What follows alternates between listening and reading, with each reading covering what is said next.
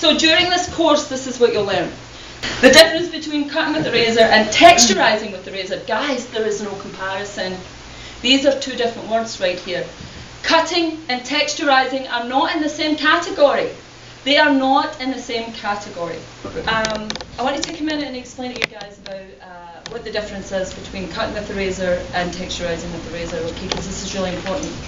Okay, so the reason I love this razor first and foremost is I love the ritual of opening it up. I love that, and my clients are always like, ooh, that's cool. And then secondly, there is no hard and fast rules about how you hold the razor. You can, most razors don't bend. You can use it like that if you want to. I mean, you can. This is why I love the pliability of this. But I love just, now, a lot of people use 2 fingers, okay? So there's no hard and fast rules about how you hold it. If you want to put 2 fingers on top, this is how old this is, like slack. 2 fingers on top, thumb there, pinky there, whatever, all right? You can hold it however you like. I hold it, make it like a bird, the wee tails at the bottom. I take these 3 fingers, okay? Put the 3 fingers on top, first and foremost, like so. Thumb goes here and pinky goes there, okay? This is how I hold it. Now, what I normally do when I'm in doing a hands-on class is I will bend the razor up and I will hand it to you. So here we go, Brittany. Let's try this, Brittany. That's Brittany. Oh, you're a lefty? No, screaming out the door. Okay, the 3 fingers, you just did that naturally. So when I'm doing a hands-on class, I will come up to you and I'll just present it to you, right? You're a 3-finger girl, okay.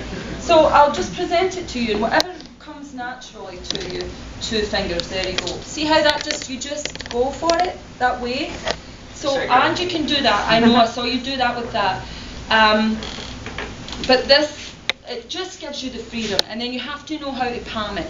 That's when people get scared. You know what I mean? Look at what I'm doing with it. You have to know you can't be scared with this. Although I don't want you walking around like talking and going on the phone and the razor's open when you're not working with this.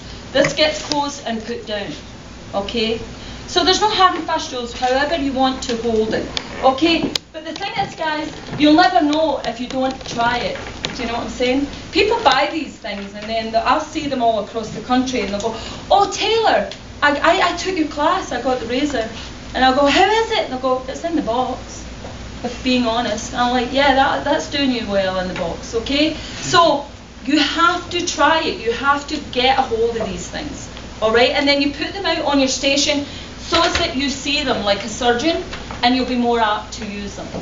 All right, so the difference between cutting and texturizing with the razor. Okay, when you texturize, you normally cut on top of the hair shaft and you normally make a back and forth movement. All right, that's normally adding texture to the hair. Now remember, the hair shaft is a tube, okay? So if you cut on top of it, you're actually texturizing, which is not wrong, but a lot of people do that, they over texturize. Okay, so here's how I like to explain it to you in my classes, but also to explain it to my guests. You take a stick of butter, okay, just imagine this is a stick of butter, all right? You take a knife or your razor, all right, which would be me, it would be the razor. You can take a knife with a stick of butter, whatever you like. You take the knife and you scrape along the top of that stick of butter. Okay, what do you get? You get texture, right? You get that butter and it's going to curl. It's going to do its funky thing, right? That's what it does. You can take that same knife and cut straight through. What do you get? A straight line, right? Almost, there's a nice wee bit of softness in there because it's a razor and it's hair, all right? That's the difference between cutting and texturizing. So if you'll notice, every section I take here, I actually cut from the side. I don't cut on top. I cut from the side halfway through or 3/4 of the way through. Then I come to the other side and I cut. You can get almost a straight line. And every section, this is what makes it systematic. Every section I have a guideline. I am not just cutting willy-nilly. I have a guideline. Okay? Huge difference. So now you know. And you will know it even better when you get your hands in, try it on the mannequins. Now you know the difference between cutting and texturizing. Now you know that you can cut anybody's hair with the razor, with the scissors, with whatever you want, as long as you're systematic. And then what you do is you know you're using good stuff. Okay, you know your blade is good, you know your tools are good, you know your scissors are good. And then what does that affect, guys? Why are we here? What's the bottom line? Cut. Money. Money. Money. Who said money first? Make it more money. All right, give me a high five on that. High five, because she said money. Whoever says money gets a high five.